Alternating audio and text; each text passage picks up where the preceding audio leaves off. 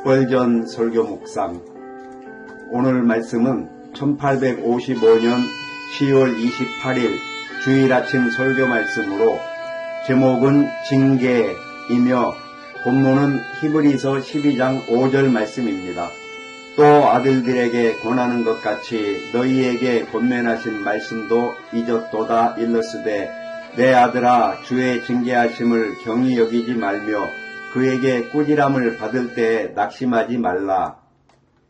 저는 오늘 우리가 구원받은 하나님의 자녀로서 마주하는 가장 중요한 교훈 중 하나인 징계에 대해 말씀드리고자 합니다. 우리의 본문은 우리가 주의 징계를 경히 여기거나 꾸지람을 받을 때 낙심하지 않도록 경고합니다. 가장 먼저 이해해야 할 점은 하나님의 백성은 그들의 죄 때문에 결코 처벌받을 수 없다는 것입니다. 그리스도 우리의 대리자께서 이미 우리의 모든 죄에 대한 완전한 형벌을 견디셨기에 하나님의 공의도 사랑도 그리스도께서 이미 지불하신 대가를 다시 요구할 수 없습니다.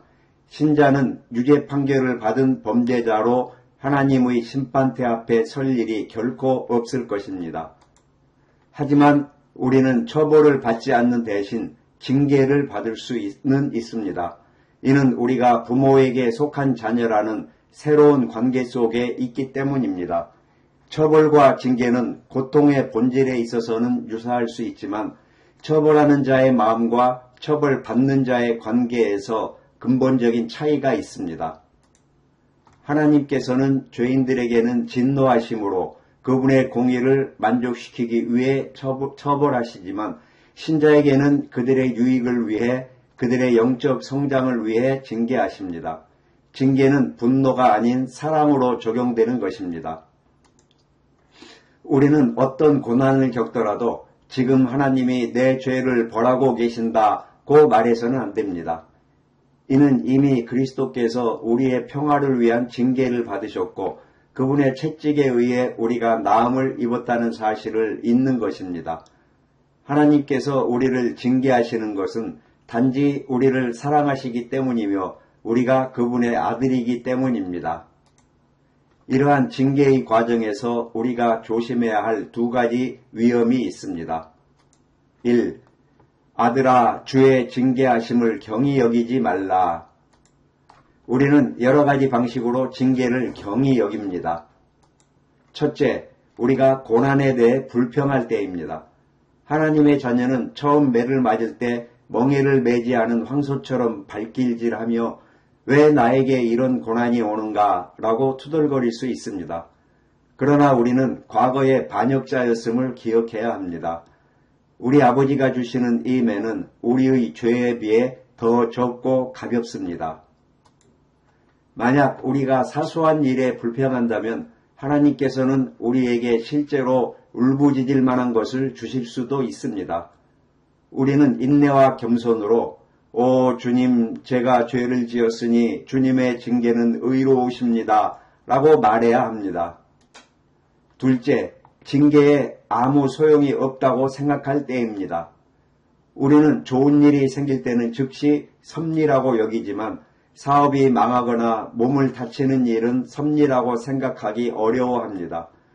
우리는 시련이 우리 영혼에 유익이 될 수 없다고 치부하여 징계를 경멸합니다. 하지만 저는 여러분의 작은 지혜가 지혜로워서 실수할 수 없는 하나님을 비난할 수 없음을 상기시켜 드립니다. 우리는 하나님께서 어둠 속에서 빛을 짜내고 계시며 그분의 방식이 완전히 선하고 의롭다는 것을 믿고 겸손하게 순종해야 합니다. 셋째, 하나님께 징계받는 것을 불명예스럽게 여길 때입니다. 그리스도를 위해 동료들의 조롱이나 모욕을 당할 때 우리는 그것을 수치나 불명예로 여겨 포기하려 할 수 있습니다. 그러나 저는 여러분에게 그리스도를 위한 책망은 우리에게 주어질 수 있는 가장 큰 영광이라고 선언합니다. 우리는 악한 말과 조롱을 손해가 아닌 영광의 목록에 기록해야 하며 그것을 진주와 다이아몬드의 선물로 받아들여야 합니다. 고난의 장소에서 뒤로 물러나지 마십시오. 이는 십자가와 징계를 경멸하는 죄를 범하는 것입니다. 넷째, 징계를 통해 개선하려는 노력을 간절히 하지 않을 때입니다. 하나님께서 어떤 죄 때문에 매를 드셨는데도 우리가 그 매를 받고 나서도 그 잘못을 다시 저지른다면 우리는 아버지의 징계를 경멸하는 것입니다. 엘리처럼 하나님의 경고를 무시하고 징계의 목적을 깨닫지 못하면 결국은 너무 늦어 고칠 수 없는 상황에 이르게 됩니다. 우리는 고통을 야기하는 죄가 무엇인지 찾아내어 제거해야 합니다. 다섯째, 하나님께서 징계하시는 사람들을 경멸할 때입니다. 우리는 오랜 기간 병상에 누워있거나 고난 속에 있는 성도들을 보며 그들의 유용성에 의문을 품거나 그들이 우울하다는 이유로 그들의 교제를 피할 수 있습니다. 그러나 징계받는 자들을 하찮게 여긴다면 우리는 그들을 징계하시는 하나님을 경멸하는 것입니다. 그들이 입은 상복 아래에는 종종 빛의 옷이 숨겨져 있습니다. 우리가 사탄과 양심의 비난을 받을 때 우리의 모든 죄와 악성 채무를 그리스도께 이미 전부 이관했음을 선언하고 당당히 맞서십시오. 2. 그에게 꾸지람을 받을 때에 낙심하지 말라. 우리는 징계를 경히 여기지 않아야 하는 것처럼 주님께서 사랑으로 교정하실 때 낙심하고 모든 것을 포기해서는 안 됩니다. 첫째, 고난하에서 모든 노력을 포기하는 것입니다. 보증을 잃거나 믿음이 흔들릴 때 어떤 자녀들은 하나님을 위한 모든 봉사를 중단하고 아무것도 하지 않습니다. 그들은 자신이 하나님의 자녀가 아니라고 확신하며 기도나 성경 읽기까지 포기합니다. 그러나 저는 말합니다. 우리는 낙심하지 말아야 합니다. 하나님께서는 심술궂은 자녀를 좋아하지 않으십니다. 하나님께서 우리가 원하는 대로 하지 않으신다고 해서 모든 것을 멈춰버리는 것은 순전한 심술입니다. 우리는 매를 맞을 때 오히려 더욱 열심히 나아가야 하며 더욱 뜨겁게 의무로서 다시 매를 맞지 않도록 노력해야 합니다. 둘째, 징계하에서 자신이 하나님의 자녀라는 사실 자체를 의심하는 것입니다. 아버지의 매를 맞은 많은 자녀들이 자신이 자녀가 아니라고 결론을 내립니다. 그러나 여러분의 시련은 여러분이 그분의 자녀가 아님을 증명하는 것이 아니라 오히려 입양의 증거입니다. 만약 우리가 징계에 참여하지 않는다면 우리는 사생아이며 아들이 아닙니다. 시련을 통해 하나님께서 우리를 잊지 않으셨음을 확신해야 합니다. 셋째, 자신이 고난에서 결코 벗어나지 못할 것이라고 상상하며 낙심하는 것입니다. 우리는 오랫동안 고난을 겪었기에 하나님께서 우리를 구원하지 않으실 것이라고 생각하며 포기하려 합니다. 그러나 오히려 우리는 하나님께서 이토록 오랫동안 나를 치셨으니 곧 나에게 구원이 오리라고 선언해야 합니다. 여러분은 약속이라는 가장 높은 나무에 올라가서 고난 너머의 푸른 목장을 바라보아야 합니다.